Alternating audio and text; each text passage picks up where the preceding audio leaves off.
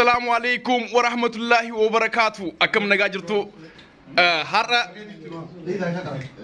mana habtamu tasfay gamachutti iftara nuamani achjira jama'an kenya gutu nakum argitan kana adam alla siraj jira tamam jira amira tamam Huseni kuno asbira hundi sani jiru habtamun isa kana kamo beitan kush media rat beitani hundi kesanu ega iftara ajaiba godetna ramani sat no afere kuno achjira nawal gatainara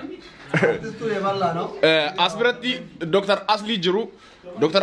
Asin ammo artist Isaac Zenu jira Asin abbe shetayri Asin artist Shivreda maka enyu jedhme Abdi okay dibama Azran Ready Adam Azran artist Muhammad Morkamada kajiru namni hafi hinjiru jama'an kenya gutun asitti argame jira guyya har'a Fatiya Mujahid garana jirti sponsor sayon chef net chef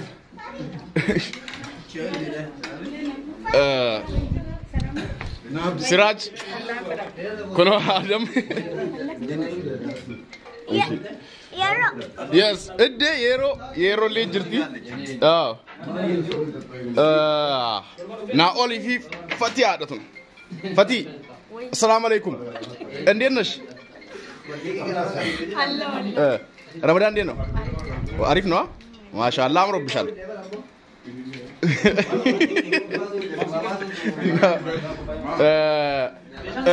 ايشي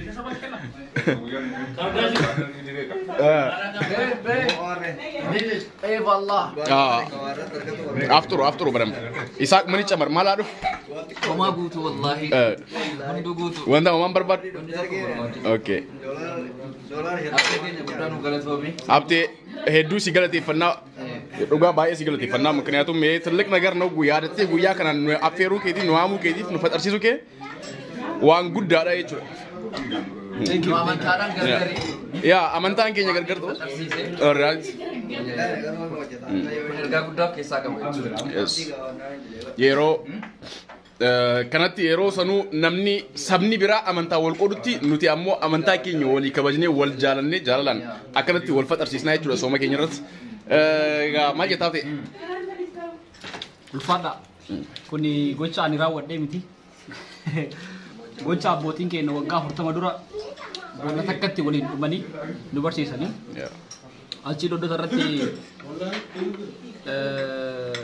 kolonel lamu kitte safi jannati fantille sanga kristani kale muslimi kale kristani yatani walin fatarani oromumman tokko akkate no garsisani oromumman kenna tokko amantan ka abba marati kundu amantan mata matakkaba oromumma garu walin qabna kana fi anisi hiriyota ko amantan muslima hobfan mara bakka takkayame fatura kana ko pesu ka fi takay jechu heddu galatomi duga heddu nu gammachisa jira malif oromo biratti wanti akkana kabaratame yechuudha walumaa galatti iddoo hundattu galatoma Ready Adam maljetta meka guyyaa qasitu nu dura asit argame sanu durse abo sumakan antara ajaibati akka seena qabeessa tokkotti ilaala malif yoo jenne yeroo ammaa kanatti haalli miidiyaa deemaa jiru maal akka ta'ee fi oromoon maal akka ta'e guututti nu ibsuu danda'a deebii taa'ee yaada naannoo biraatitti kun amantiin kutaan waan adda addaati wal qooda nuti kutaa bira tarree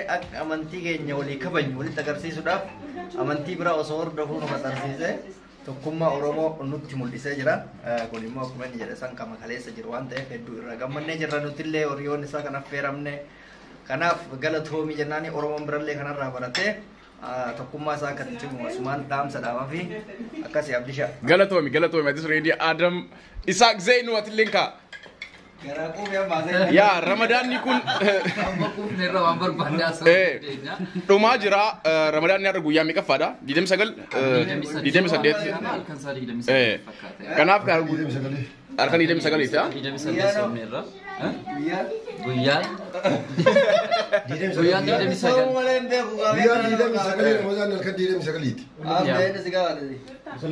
Egaa abdii akkuma beekamu akkuma jarri jedhanii kuni wama abbootiin keenya akaakayyuun keenya hojjetaa jiranidha. Amantaa bira fakkeenya irbuun shinnigaa fudhachuu dandeenya jechuudha.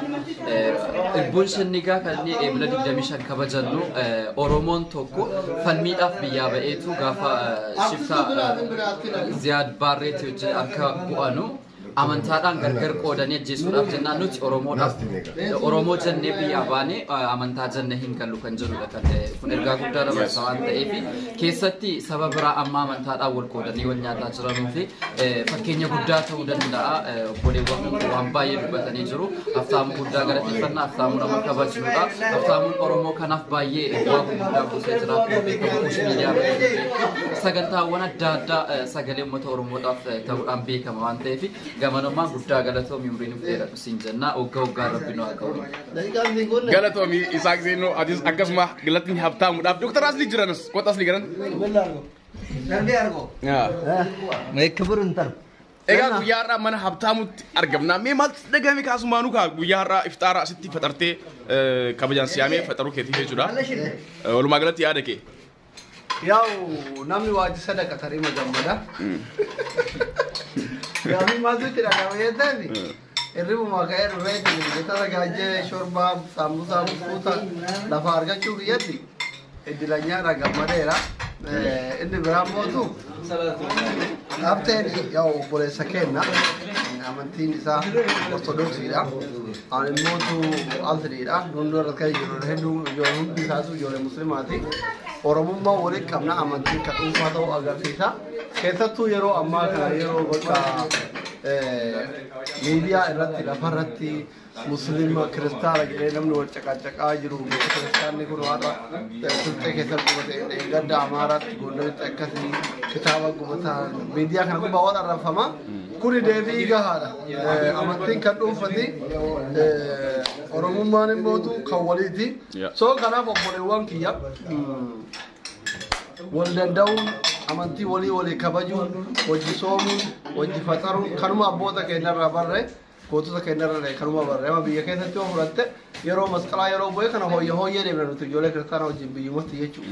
Qixxaafaa wajjin nyaanna qacca gizee bu'ee dhukkaasaatti galee daabboo jira bixxillee jedhaniin isin hin beektan hooyyee dhukkaasaatti galee.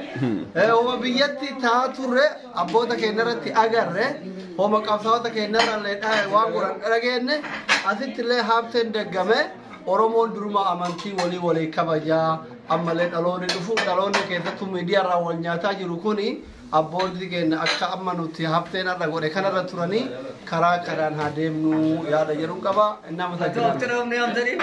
Ati yoomnu waamta dhugaa. Siin jenne ati yoomnu waamta. Guyyaa dabre mana reediitti faxarree ati yoo. Shawaalli si waama. Shawaalli si waama jedha. Egaa kan nama hunda dubbisuudhaaf sa'aatii waan hin jirreef Muhammad Murkama artist Yamanticha kwaye artist Muhammad Murkama akan jirta nagaa nee haatillee yaada kee gabaabsitu maal ayyee yaadni koo duraan dursee haftaamuun affeera hamu gochuu guddaa galatoomu wanni haftaamu godhallee wanna addaatinuti waan Oromoon kanaan dura godhaa ture amantiidhaan osoo gargarri hin bahinne waan kanaan dura hanga wareegama lubbuu ofii hidhamanii jechuudha. Kanaafuu Oromoon kamiyyuu amantiin kan dhuunfaati wanti waliin qabnu Oromummaa waan ta'e jecha illee kanamuma dhugoomsuuf jechaadha. Gubbaan kun akkuma beeknu amantii isaa ortodoksiidha garuu aftara islaamatti waamuu qaba ture durseen waame haa galatoomu ulfaadhu jedhaan. Galatoomeetis. Yamantichi kana yamantichi okay. Assalamu alaikum warahmatullahi wabarakatuh. Siniyamani jettani Orommaan raambul kitani. Anyway awwalatti habtaamu rabbi hamil keessa. Amiin amiin. Amin jedha. Amiin. Rabbi hamil. Amiin. Waan inni yaadi rabbi haa ta'u. Amiin. Yaada muraada isaa rabbi haa guutu. Amiin. Inni lammataa haa galatoomu. Amiin. Galatoomu illee jechuun ni baanne. Waan addaatiin wanni inni dalag waan abboonni isaa dalagan waan abboonni keenya duraan dalagan har'a inni dalagee jechuudha. Biyyooma kana qaba, Oromummaa kana qaba, hiriyummaa kana qaba, waanuma jira dalagee haa ta'u yaada muraada isaa rabbi haa guutu. Amiin. Yaada muraada isaa rabbi haa guutu. Amiin. Yeroo kanatti yeroo amma uummanni waan dalagamaa jiru kana ni argitanii yeroo kanatti nuti immoo uummanni Oromoo akkanatti wajjin osoo amantaa waliin qoodin osoo maaliin jedhin bakka takkatti isa biratti mana isaatti dhufnee fataraa jirraa jechuudha. Kanaaf kun baay'ee waan nama gammachiisudha. Ambuun irraa baratuu qabdi jedhee yaada. Assalaamu alaikum warahmatullahi wabarakatuh. Taanii du'aa isaa booda itti deebinaa kaameraa dhaamsine inshallah kan. Ayyee galatoome Abbeesh Xaayir Abdurrazaaq Xaayir. Kantiibaa magaalaa. Suuqaa Jawaa. Ani amma wanti namoota kana wanta isin jettaniin ala wanta irra deebi'eetiin haarofti jedhu wanta hin jirreef isinuu jettanii geessitanii kama isin jettan san irratti goola buudhaa. Kama isin jettan san irratti goola buudhaa. Kanaafuu guutuu kennaa rabbi nu haa mulkeessu warra mana haftaa mutitti dhufneetiin hin fataruu kennaaf akka yeroo ammaatitti rakkoo amma yeroo ammaa kana keessa jirutti adda ta'eetiin argamuudhaan rabbiin guutuu kennaa wal nu haa taasisu nama amantaan gargar wal baasuu miti nu sabni kenna tokko rabbi wal nu haa taasisu rabbi yaada muraada kenna nu haa guutuu rabbiin biyya tanaa nu haa baasu Okay, Siraj, አንተም እስኪ ዛሬ 28ኛ ቀን ኢፍጣር ሀብቴ ቤት ነው የምንገኘው። ሀሳብን እስኪ ያጠረ እኔም ብዙ ሁሉም ተናግረውታል። ብዙ የምናገረው ነገር የለም። ሀብታሙ አፍጠር ስለጠራው ከልብ እናመሰግናለን። እሱ ያሳየን ነገር ደግሞ የመከባበር አብሮ የመኖር የመቻቻልን በተግባር ነው ያሳየን። እንግዲህ አመሰግናለሁ ነው ሌላ እኛም እናመሰግናለን። ኤጋ ካነመ ሁንዳዩ ኩኒ ናኦል ጀደማ ናኦል ሪድዋን ናኦል ኑረዲን ሞሪድዋን ልጄ ነው ያው ናኦል መቃን ከየሙ መቃረዲ ሪድዋን ናኦል ሪድዋን ከዘ ኤጋ አካ ሄሪዮን ዲሳይቦን ቲያጃ መርቱ ጀዳኒቲ ወላይ ሀብታሙ ዋን ሃራያ ሚቲ ከጎደ አቦቲን ኬኛ waan godhan arra irra deebi'eetiin jaalala nu argisiise jaalala hiriyummaa osoo amantiin addaan wali hin qoodin jaalala hiriyummaa isaa nu argisiisee jira hedduu galatoomi si jannaa nutillee si jaallannaa si kabajnaa amiin jedhe na yeroo gaarii ture yeroo bareedaa ture kanuma wanti jechuudha galatoomi naa'ol atilleen egaa kun tamaam Hussein jedhama tamaam baga nagaan dhufte atilleen ka yaada kee maal baga nagaan dhufte mara hanqar dhufeere haftaa video irra jugeeti video irratti bareeda yaada gaari wallahi waa maal jettumeefdi egaa jechuun ka yaada qabdu mana har'a Habtaamuu Tasfaayee mana isaatti nu affeere iftaara guyyaa 28ffaa Soomaa ollee asitti sa'a kanatti fatarree jechuudha. Kanaafuu ka waan yaada kee fi akkamitti kana boodas Oromoon akkana wal kabajee sabni biraa amantiin wal qoodee wal ajjeesaa jira argaa jirra wal fixaa wal gubaa jiranii nuti garuu kabajaan akkanatti wal fatarsiisnee wajjin soomaa jirra jechuudha akkana yaada kee. yaa wallahi wanti Haftaamuun godhe waan baay'ee nama gammachiisu waan baay'ee jaalalaa fi kabajni nu qabu obbolummaa agarsiisu jechuudha. Baay'ee nu gammachiisee baay'ee gammadee akka mataa kiyyaa jettanii namni tokko ofii isaatti yaadee anama fakkeenyaaf osoo bakka haftee yaadne akkana ofii kiyyaafu naa dhufeedhee yaadu. Yeroo Haftaamuun na biratti faqartannaan jedhee natti himu hagam guddina isaatii fi kabajni nuuf qabu kabajni amantaa keenyaaf qabu fi kabajni Oromummaaf qabu argee jechuudha. Haa galatuumu haa ulfaatu akkasuma immoo yaada muraasa isaa rabbiin isaa haa guutu. Maaliif namni wayita waan kana godhu waa yaadee milkii wayii yaadatiniin kana nu godha wajji jireenya keenya milkeessuuf jaalala keenya obbolummaa keenya akka itti fufuu fi kunuu yaada jechuudha. Yaada muraasa isaa haa guutu jechuun kunuu yaada tokko keessattuu yeroo amma ollaa keenya naannoo Oromiyaa naannoo ollaa Oromiyaa fi naannoo Amaaraatti amma Gondarii fi Maalii keessatti ummanni muslimaa baay'ee dhumaa jira. Ummatuma sabuma saniin sabuma tokkoon dhumaa jira jechuudha. Nuti immoo yeroo kana keessatti akkatti wal kabajnee akkatti wal faxarsiisuun dhugumatti sabni keenya kun ammallee ummata san dura waggaa sammuudhaan baay'ee fagaannee kan jiru agarsiisa jechuudha. Hafteen haa galatuumu haa ulfaatu rabbi ammallee guddina isaa kana ka godhu immoo nama guddaa fi nama waa beeku sii galee nama yaada qabu. Akkuma amma innuyyuu nama guddaadha kana caala rabbiin ammallee isaa guddisu kan rabbiin beekumsa isaa haa dabalu rabbiin ammallee yaada muraada isaa guutuu isaa haa guutu amiin bal jenna kanuma jedhaafni. Egaa galatooma hundi keessanuu ana qofaa viidiyoo keessan seeninii anis yeroo no haasa'ee jira figeeffadhean yeroo biraa walitti deebinaa soomanni kunis dhumee jira guyyaa lama qofaan nu hafee ya apa kau fan nuafe boda andai foton Kanaafuu wal arginaa hanga guyyaa soddomii tokko dhiirni guyyaa lamatti ta'ana fakkaate. Kanaafuu bal'inaa wal agarraa nagayaan naaf ta'a hundi keessanuu baay'ee sin jaaladha. Namoonni haaree taatan subscribe gochuudhaan maatii keenya ta'a kan viidiyoo kana ilaaltan like godhaa. Bye bye.